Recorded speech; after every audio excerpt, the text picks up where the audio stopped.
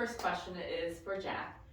When we look at data and analytics and tracking outcomes, why is it that generally important? Yeah, I feel with data, so many people stop at that first number and don't get to the second, which is the why number for me. Take our offer acceptance rate. We have a 93%. That's an excellent statistic, but why does that statistic matter for our clients? And that's why having good data matters, because for us, that offer acceptance rate means a quicker time to fill, a quicker hiring process, and most importantly, the candidates that we get to you are going to be more on target and ready to go. Well, definitely what you're talking about there in terms, to me, best practices, it's almost like personal development. It's not about arriving, right? Best practices are, from my perspective, titled that because that is through the process of growing, learning, and implementing, executing, and then looking at your outcomes, that allows you to make adjustments to improve your best practices. And in terms, it's no different than a quality management system. You should be looking at that on regular intervals and determining what you do well and areas that you can find to improve. And so what you're talking about is our ability to partner with companies and candidates to bring great talent to those companies in the most efficient manner possible without wasting anybody's time. And anybody that's in a business or works in a business understands that if you're wasting money or you're wasting resources, that's not good for anybody.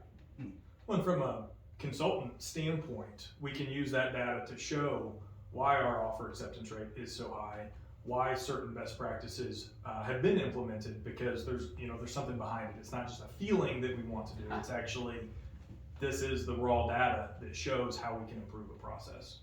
Absolutely. And go ahead. I was just saying, you touched on something that I know you've mentioned too, which is, feelings is not data, and that difference is fundamental. I think for so many of us in this industry, we get the idea of those old school, well, I'll call in the morning and call in the afternoon because that's what feels right. But it's very different to have that data to show, now this is what's right, and what works. What works most efficiently. And hey, there's nothing wrong with having feelings. So we certainly all have feelings. At the same time, in terms of making decisions, we want to make decisions based on looking at the metrics. We want to determine proactively what are the best practices.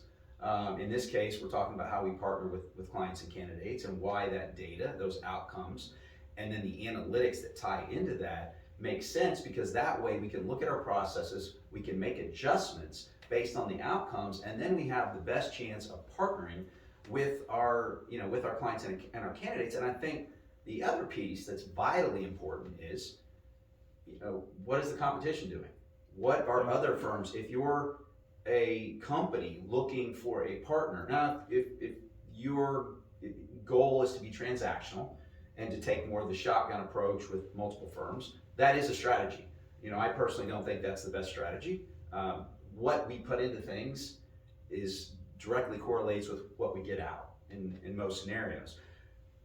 But if you're looking at somebody to help you attract the right talent to your company, you're trying to grow a world-class team, in thinking about what that partner should look like, if you're not asking about what their outcomes are, how they determine and define those outcomes, and how that ties in to analytics to understand how efficient you're going to be and the value that they're going to be able to bring, because time is of the essence. So I think that's another key point to this.